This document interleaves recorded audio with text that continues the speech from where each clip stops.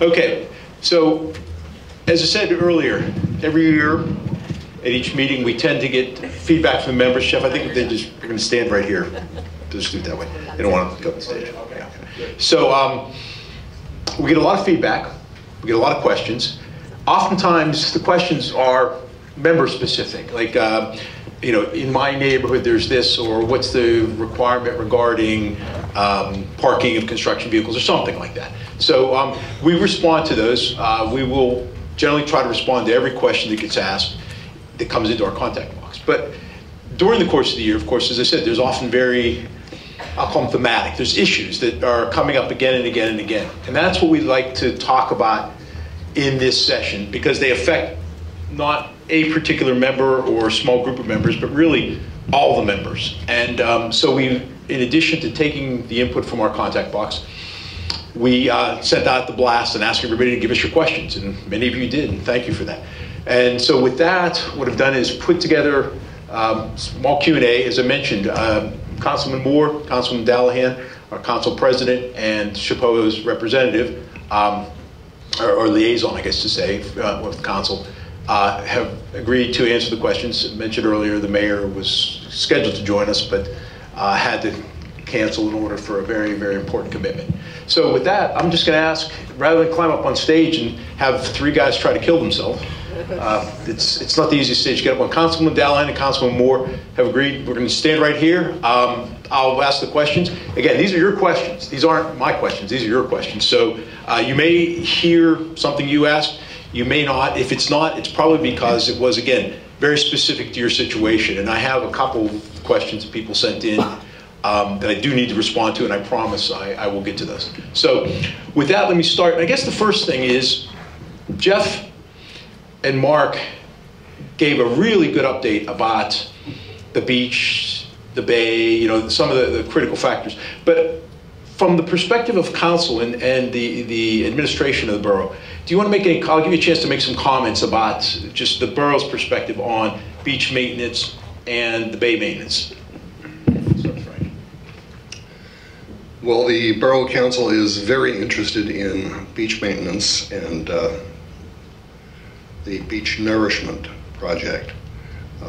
We spent a lot of time talking about that at council meetings, particularly in the area of the closed session, not closed session, the work sessions that these topics come up, and there's quite a bit of dialogue back and forth between members of council, and opinions flurry back and forth all the time.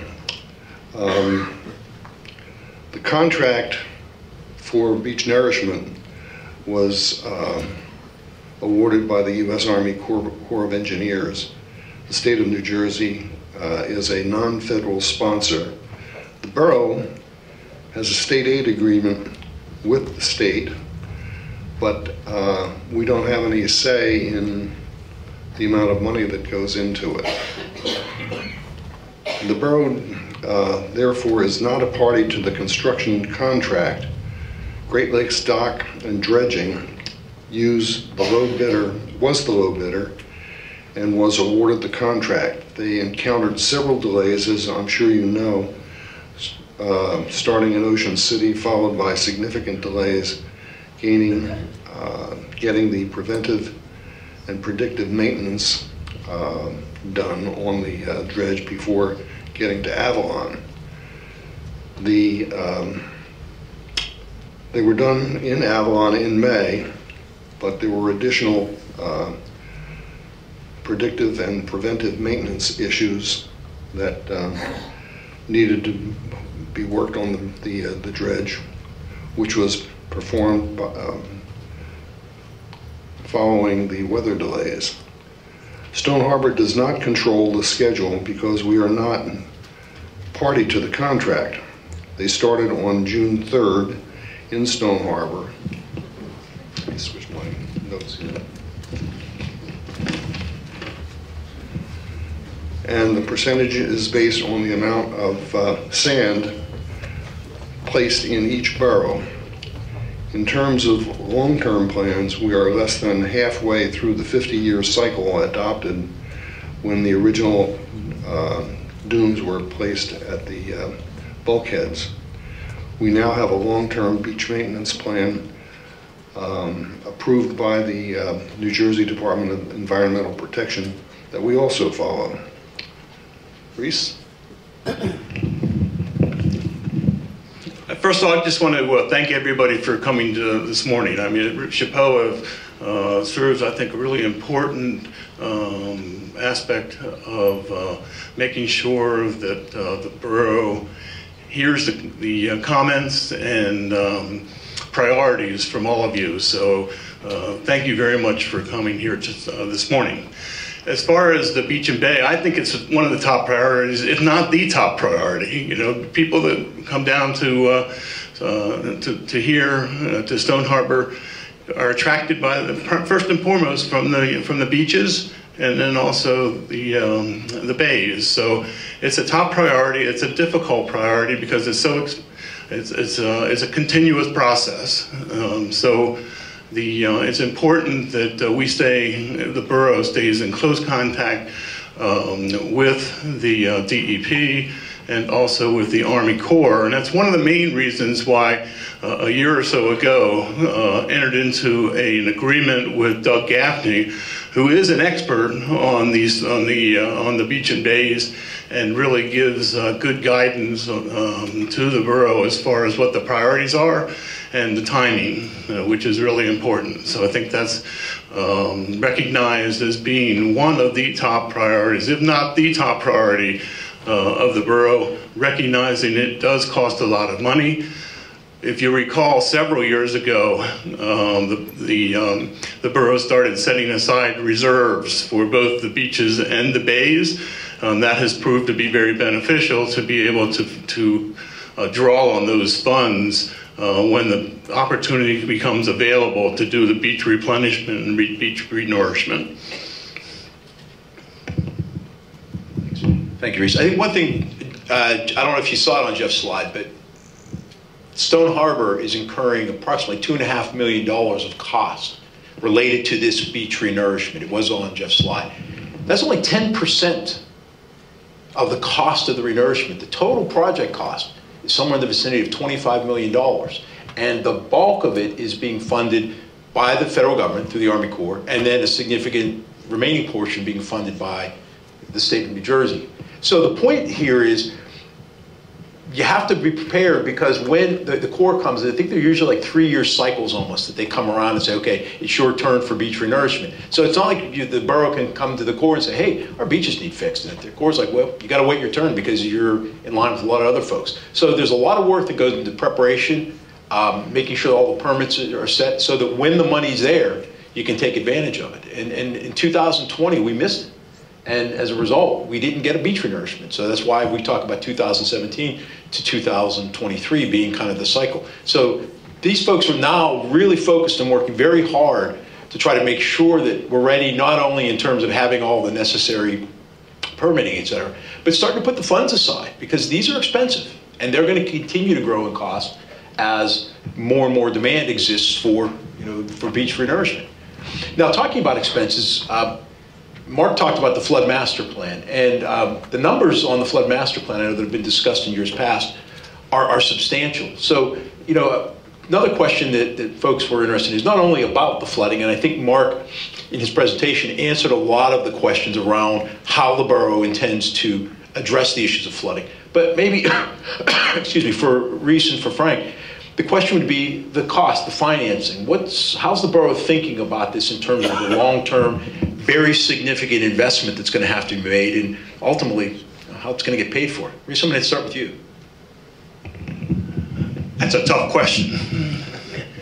The finances obviously is always a critical issue, and with the critical issue, from my perspective, and I think for most with the borough, if not all of the in agreement, that it really also becomes a matter of strategic planning.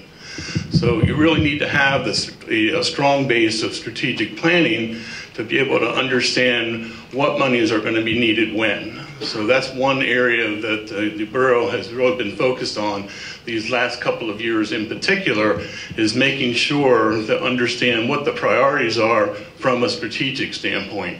So we mentioned the beach and the bay.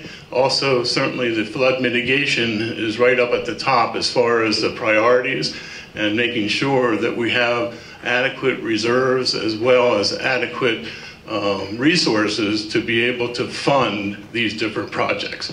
I will say, and Jeff mentioned it in his presentation, and I want to just give a shout out to the folks at SHPOA that have been so helpful with the flood mitigation project to be able to primarily collect data, to be able to validate the information that's collected by Mark de Blasio and his group, validate to make sure it's correct, that it's accurate. Done a fantastic job of that. That's something that is important, but also to be able to say, okay, let's take a look and see where are the areas that are most prone to flooding, address them first, and then have a priority as to what areas the priorities are for the other areas. That's why we focused on the 92nd, 95th with the pilot program. As again, as like Mark mentioned, that project will be completed within the next month, and that's going to give us a really good blueprint to be able to move forward as to what we need to do to be able to address the flooding in other areas of the borough. One thing, I guess, just without omitting, is that Mark mentioned that we stopped the 93rd Street pump station. It was a big initiative that was ongoing that was stopped primarily because of the escalation of costs. That project started off several years ago at $6 million, and then for various reasons increased close to $20 million. And that's when it was determined that we need to go a different direction, do a reset, which we've done. We started with the pilot program. That pilot program is going to give us a blueprint as to how we move forward in the borough. And I will add my comment that Reese played a major role in the development of the canceling of that $20 million project, and he deserves a round of applause for his work on that. Amen. We have a flood mitigation committee which meets weekly, and members of SHPOA are on the committee. Jeff Woolery is one, and Justine Herzog is the other. And these people take their responsibilities very seriously. As you heard Jeff talk about going out in one of the flooding periods, and he sees another individual out at the same time wondering, what the hell is she doing? And here she was, it was Justine, and she was out taking pictures of the flooded areas for the committee's consideration. As you know from the previous presentation, we have started installing valves, flood control valves, as I call them, on 93rd Street, 94th Street, and 95th Street by sunset. And they're working diligently to get that operational, and should be done very quickly. Next. Yep. Thank you. One other comment with the flooding, we really are trying to approach this from a holistic standpoint. So not only looking at the control valves, but also the bulkheads, as far as the height of the bulkheads, and also making sure that it's consistent so that you're not getting the leakage between different bulkheads. So one of the, you'll see as we move forward, an initiative to be able to make sure that the bulkheads are also secure, along with some of the other projects that we're doing to be able to mitigate the flooding. Thank you. So let me turn to a different topic. As I mentioned earlier, if you saw from the introduction, there was a number of new ordinances that were passed this year, and one of them was the watering ordinance, and particularly the issue of the watering between sidewalk and curb. We got a lot of comments on that. Oftentimes, not surprisingly, unfavorable. People were like, well, I want my grass. I want to be able to keep my grass there, which you can do. There was no requirement to take it up. You just have to change how you care for it. Some folks were suggesting that the cost to replace was quite extensive and the efforts were quite extensive, et cetera. So what I really wanted to do is just say, look, the ordinance has been passed. It was debated extensively, but ask you both to kind of give the members some of the thinking, some of the background and your deliberations that led to ultimately the decision to make the change to the watering ordinance. Sure. 95% of the water that is used to water the grass plots in between the curb and the street is wasted. And that may surprise you, but it is an obvious area where we should be taking the lead in eliminating that waste.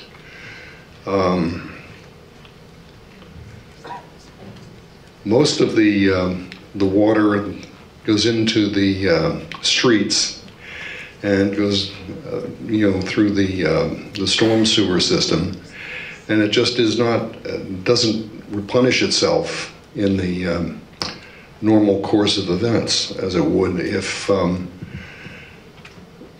the water on the grass were not leaking into the street. There are many people who seem to take the position, how can you tell me what to do? This is my property. But the fact of the matter is, it's not your property. That is public property between the street and the sidewalk. So, Reese, anything? Well, I look at this really two different ways. One is it is a big effort for water conservation. And as Frank mentioned, there's such a large amount of the water that's used for irrigating the between the street and the curb. It becomes runoff, 90-some%, and it's a waste of water. The other thing is, I look at this as a collaborative effort between the borough and homeowners to be able to collectively work together to conserve water. As Frank mentioned, that area is a right-of-way. So both from a standpoint of the borough and for you as homeowners, I think it's important to work together to be able to help conserve the water. Probably should have to meet you too, but that's okay. And one other point I'll make, oftentimes we have received communication in the contact box from members who will say, well, what about the islands in the middle of 2nd Avenue? I see them being watered at 3 o'clock in the afternoon, or I see water flying, et cetera.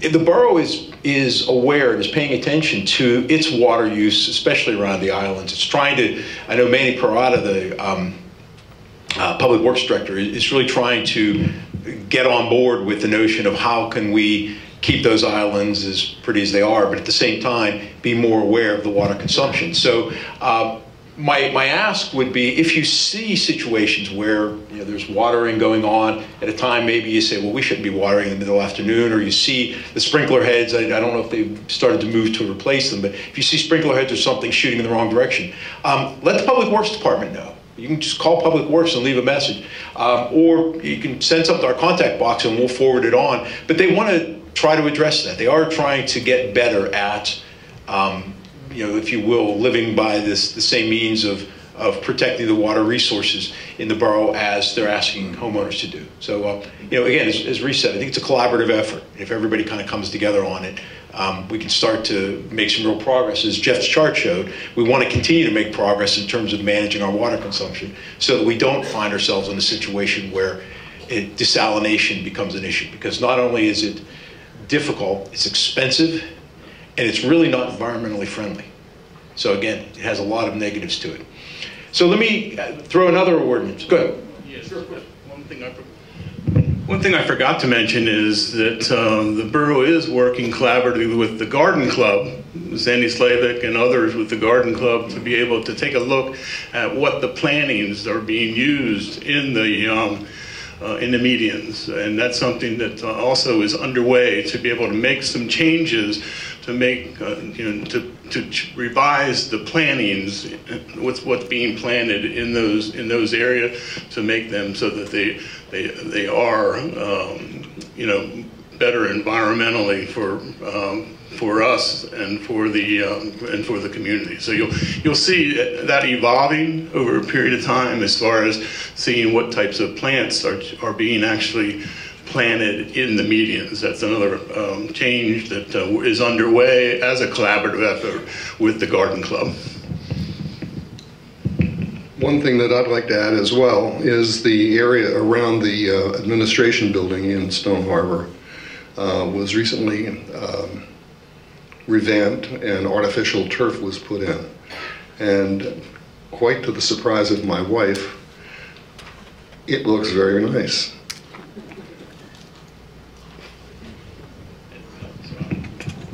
Yeah, so that was, as you recall, from last year's meetings, one of our projects of the year. Now, I have to correct Frank on one thing, because I've been corrected many, many times, and I've got to make sure I get this right. It's synthetic turf. Am I right? It's not artificial turf, it's synthetic turf? I see Beth Tullenback, I'm getting a thumbs up. That means I've, after years of calling it artificial turf and being corrected by Beth, and it's like, it's synthetic turf. Okay? Go. Like I said, between Beth and Cynthia, my grammar has improved dramatically. So thank you. Another topic, again, another ordinance that people question a lot, of course, was the question of the trash cans. And the question came down basically to, okay, why do we have to replace the trash cans? I think I kind of laid it out, but I'll let Reese and Frank comment on it. But then the question became about, well, why do we have to buy new trash cans, and why did Avalon get them for free? So, you know what, we might as well just take the topic head on. Reese, I'm going to start with you, because you're in charge of Public Works Committee. Yes, it's a really glamorous subject for sure. I will say this, and Jeff mentioned it in his presentation. The Public Works Committee looked at this over a pretty long period of time, got some input from homeowners as well as experts as to what would be the best solution. Really, the first and foremost goal was the safety of the folks that collect the trash. So we're expecting to be able to have a significant reduction in workers' comp claims because of the way now using the tippers on the back of the trucks to be able to lift the trash receptacles into the truck, and not having to do it manually. So that was really kind of the starting point on this, was we wanted to make it, the operation, primarily safer and hopefully more efficient. So that's the starting point. And then from there, recognized that we would need to standardize the different trash receptacles that are necessary to be able to use with the tippers. I will say, as we first initially looked at this, we considered just specifying a 64-gallon containers, and at that point we would consider the borough purchasing those containers. The more we looked at it, we recognized that over a third of homeowners already had trash receptacles that met the specifications that we were going to use going forward. So already had about a third of homeowners that had the trash cans that we wanted to use. And in addition, heard loud and clear from homeowners, they wanted to be able to have, you all wanted to be able to have the flexibility to be able to use different size receptacles. So rather than specify a certain size, we opened it up with the opportunity for you to be able to purchase anywhere between the 32-gallon container, which would be on the small side, all the way up to the 96-gallon, which would be the large trash receptacles. So that was the background as to why we did what we did. You do as a comparison with Avalon, as Rich asked, I mean, the Avalon recently decided to furnish 2 96-gallon trash receptacles with the opportunity to buy one other. Recognize that whether you pay for it directly or whether you pay for it through your taxes, it was funded. It was funded by for the most part, from the homeowners. So I think that it is a project that we certainly appreciate everyone embracing, and would be able to efficiently and safely collect the trash. The other thing is, I just wanted to mention is, as you know, Stone Harbor is one of the few towns that offers the service of the Public Works employees actually getting the trash receptacles from the side or the back of your home, pulling them out, dumping them in the trash truck, and then returning them. And several people have asked me over the period of time okay, well, what does that cost? How much does that cost us to be able to have that service? Best we can figure, it's probably somewhere in the neighborhood of between $100 and $150 per year to be able to offer that service to you as a homeowner, and not have to requiring you to be able to drag out the containers yourself, or much less put them back yourself. So just keep in mind, I mean, I think it's a fabulous service. I mean, it works well, but at a cost, and that cost is somewhere around $100 to $150 per household. Just an add-on, when I first was interviewed for my position on Borough Council, I had a meeting with one of the existing council members, and she asked what ideas I had that we could reduce cost. And I said, well, one of the things I think we could do would be to get trash trucks that would automatically reach out, grab the trash can, lift it up, and dump it into the back of the truck. And she looked at me and she said, are you serious? Do you know how many elderly people we have in Stone Harbor that couldn't possibly drag those trash cans out to the curb and then have them take the trash cans back in after the trash trucks have come through? And I thought to myself, she has an excellent point. That's probably why we do what we do. Yeah. And that, folks, that particular issue was, I recall, during the deliberations at council. That was debated extensively, and there was some feedback provided during public comment sessions by a number of residents in Stone Harbor saying that that was the service that they wanted to keep. Now, I can't say that that's a relative sample, because of course it would reflect the people who actually attended the meeting, but it was considered, the nature of the service provided, and council decided at that point, based on the feedback they had, to continue with that service. And it does come at a cost, but it's a cost that I think at least those that spoke up said was worth paying. So, next issue. Good. Kind of comes to me one other point with the trash, and that is made the decision for not to go behind the yards to be able to collect the receptacles if there's a dog or a pet that's present, or if there's a pool.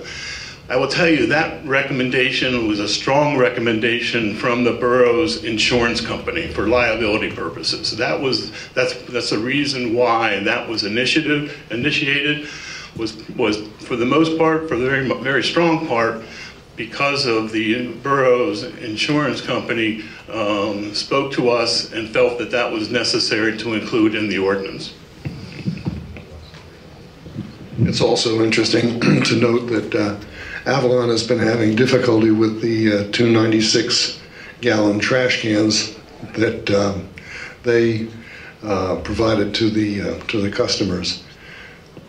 And last point on trash, and then we'll move off this trashy subject. I hope you're all aware that there is the ability every day, I believe, to take trash down to the area, public works area, and you can, so if you have excess or you have something that you need to get rid of, you can take it down, and there's receptacles there, you can just throw it in. So it's the service that they've had in Avalon for a while, and Stone Harbor implemented that a couple of years ago. And it must be popular because I get a number of people that email me or text me and saying like, hey, where can I get rid of this trash? So people are aware of it, but I just wanted to make sure you're all aware of it. Rich, before we, sorry, Good. because a couple of these issues, I appreciate the work that council's done and SHPOA's done, but as somebody who watches some of this, has there ever been any discussion about shared services between Avalon and Stone Harbor? I don't want to lose. Hold on, this okay? I don't want to lose. I believe there's culture and atmosphere and a real difference in the towns. But as a taxpayer, I look at the idea of trash removal and landscaping and other things like that as a place where there's significant opportunity for savings. And as a business person, I just feel like that's a missed opportunity, and it has a very big price tag. We're going to address that. Thank you for bringing up. That was softball, I can now hit out of the park. But no, thank you. It's a good point. It is something that has been discussed and continues to be discussed. But I'm going to actually let these gentlemen answer. But I'm going to tie it into the question, which is sort of topical, which is a lot of people asked about. There was an article written by Vince Conti in Cape May County Herald. Probably about a month or so ago. And the issue was that Vincent highlighted that for the first time, he said, I believe it was since 2015, they actually are having a tax rate increase in Avalon. It was an article basically talking about the career of Mayor Marty Palugi, who's just retired. And so the question that the members asked was, by contrast, in Stone Harbor, we've seen tax rate increases pretty regularly. So we've gone in that period up by about 26%. So their question was, really, are we benchmarking ourselves against Avalon, for example? How are we looking at what they're doing, what we can learn from that? How are we looking at the question of shared services? Are there opportunities? What are the deliberations? What is the consideration? That whole realm of, to the point, I guess, cost savings, if you will. And I think it was that the article from Vince that triggered a lot of those questions. So I'm going to take this gentleman's lead, and I'm going to just turn it over to you, and let you all comment on it. Thank you very much. We look at shared services on a regular basis. Currently, we have shared service agreement with Avalon, with the Chief Financial Officer, who is the Chief Financial Officer of Stone Harbor, and Avalon. As far as trash, hate to get back to trash again. As far as trash is concerned, I think there is such a difference between Avalon and Stone Harbor in the way in which trash is collected. And I know that a number of people in Stone Harbor rent their homes during the summertime, and trash becomes a problem with those people who rent, and it's a problem. Having the trash brought out to the curb by Stone Harbor employees and having the trash cans put back is, I think, a tremendous benefit and a significant differentiator between Avalon and Stone Harbor.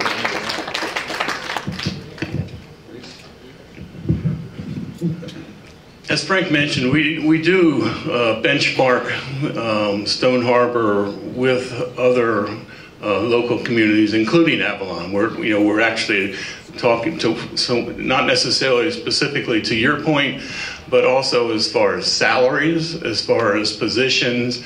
We're looking at comparing Stone Harbor to our neighboring communities, both from a cost standpoint and also a coverage.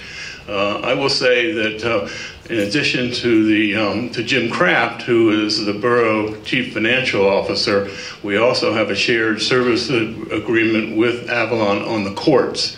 And that went in place, about a year or so ago, but an opportunity to be able to work with Avalon jointly for the court system.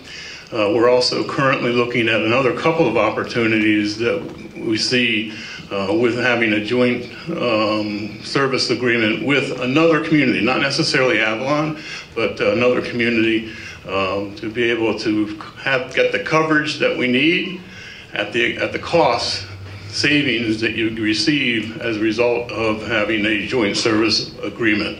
And as I mentioned, the other difference, as Frank said, is the Avalon, as an example, outsources their landscaping positions, landscaping jobs, landscaping projects. They also outsource the trash collection. So they have a bit of a different, they do have a different model for some of those types of jobs and some of those types of opportunities. We continue to look at it. We also continue to try and get feedback from you all as to where the different, what opportunities might be to be able to adjust the different services, and with that to be able to save some money. With all due respect, you haven't answered the question. Have there been discussions with Avalon people about harmonizing the way those work and having the services done together? You just said we're looking at it. That doesn't tell me. No, we've looked at it on an ad hoc basis, individual situations, but not, what specifically are you concerned with? Especially the trash. Why would one have as employees and Avalon be by contract? Well, the borough's made the judgment. Do we save money? The borough has made the decision that we're going to keep the trash system the way it is. And why? because it is what the people want. You heard the, didn't you hear the applause? No, taking it to the curb is one issue. Yes. And taking it back is another. Pardon? And taking it back is another. I understand. Is that the entire reason we couldn't talk to Avalon?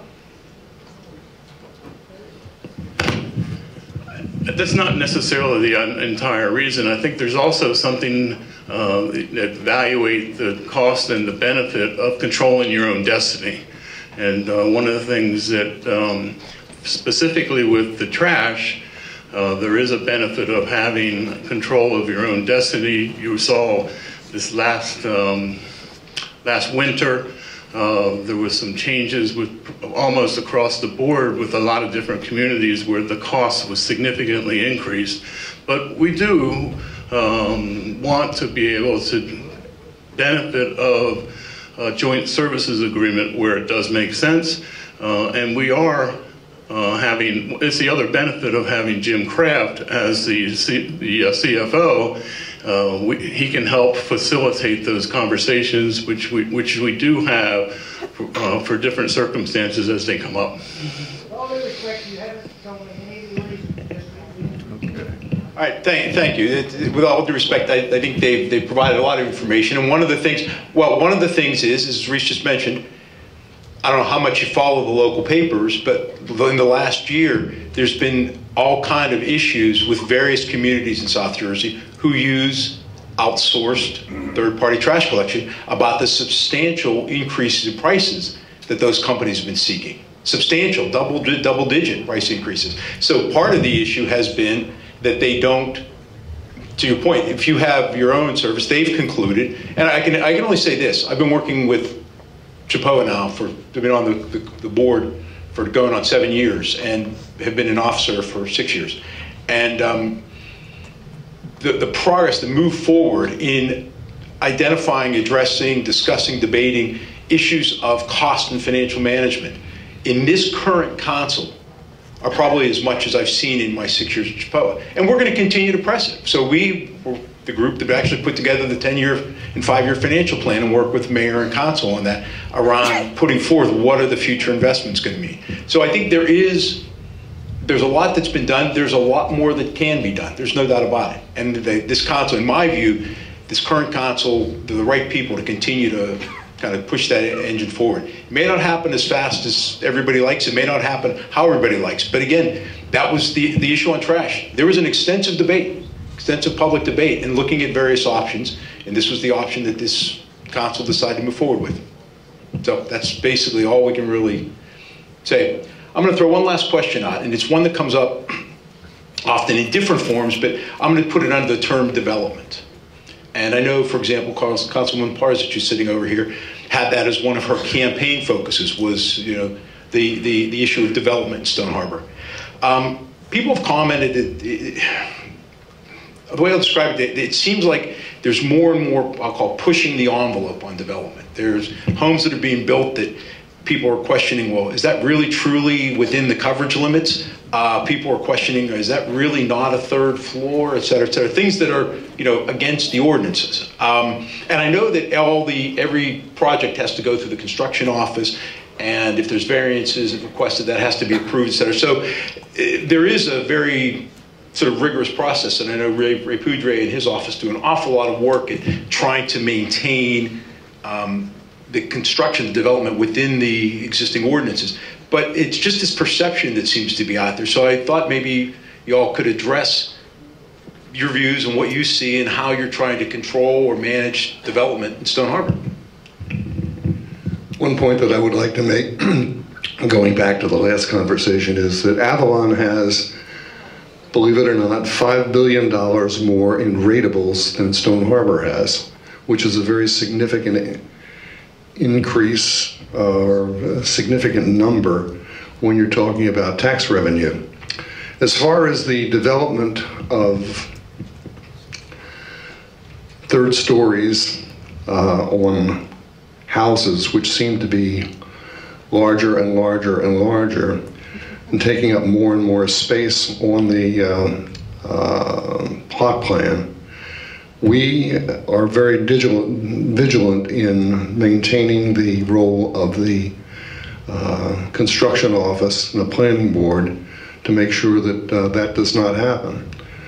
Now, it may be that from a visual standpoint, with the size of houses and the area in which they take on the plot plan seems to be larger, and it maybe is.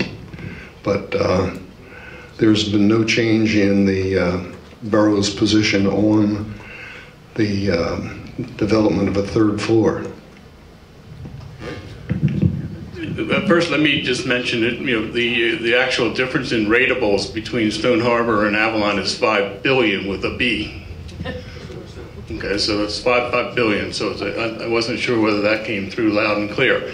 I would also give a shout out to Councilmember Bunny Parzic over here. And Bunny, stand up, because Bunny is someone that absolutely, of everyone on council, is the most passionate about zoning. She attends all of the, although she is not currently on the planning board or the zoning board, attends those meetings, and I would say, without a doubt, the most knowledgeable person on council as it relates to planning board and zoning issues. And I know she's very passionate about those issues.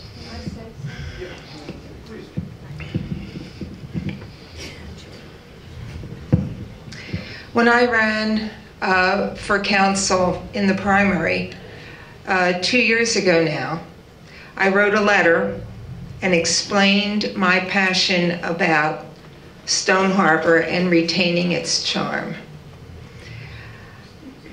I believe when the great change in zoning happened in the mid-'80s, those heroes who effected those changes under duress, it wasn't a popular thing among many people, they never conceived of the kind of building that we're undergoing now. I don't believe that. I don't believe that anyone ever thought that on a 100-foot lot there would be an 80-foot wide property built, or on a 115-foot lot that there would be a 95-foot length of the building. I think that we have to change our zoning law to meet the present time. And I have, in those 2 years, I believe I have appeared before the zoning board every zoning board meeting. Often I'm the only person that is not on the board, that is sitting in the room. I step up and make my pitch, but we have not zoning board, planning board.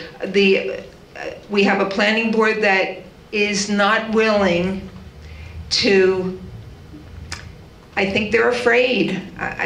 Many of the people on the planning board don't understand really the zoning law. I think they are creeping into understanding, but it's been difficult. And so I have explained to them that we have more 50-foot lots here in Stone Harbor than any other size lot. 20% on each side is expected for side yard setbacks. That's 10 feet on each side. 40% of the lot are side yard setbacks. Yet we apply that same 10% to every lot size, whether it be a true double lot of 120 feet. We only put 2 10-foot setbacks on. I'm looking for someone, all of you, to help me with this planning board, to help them understand that we are losing what people are coming to Stone Harbor for, which is the charm and the less density, the least amount of density on the Jersey Shore. We are swiftly losing that with every huge house being built. So please, if anybody cares about this beyond me, show up at the planning board. Find a planning board member that you know and talk to them about this issue. Reese is the planning board representative from council. You can talk to Reese. If there are any other planning board people here, raise your hand. And please watch the planning board meetings on Zoom like you can the council meetings, and you can attend. I believe there's a planning board meeting this Monday. Thank you. I will try and stop this now. Thank you, Bunny. You can, clearly your passion is with the zoning, and much appreciated. All right, so let me turn it back to Rich. Okay. Thank you. And look, we're at the appointed hour. We could probably, I've got a whole other list of questions to go on for another hour, but I'm going to be respectful of your time. I'm going to be respectful of the time of the councilman, and I'm going to ask you to please thank them for giving up their time, and thank all the council members for their service. They do a great job. Thank you, gentlemen. Much appreciated. All right, ladies and gentlemen, so that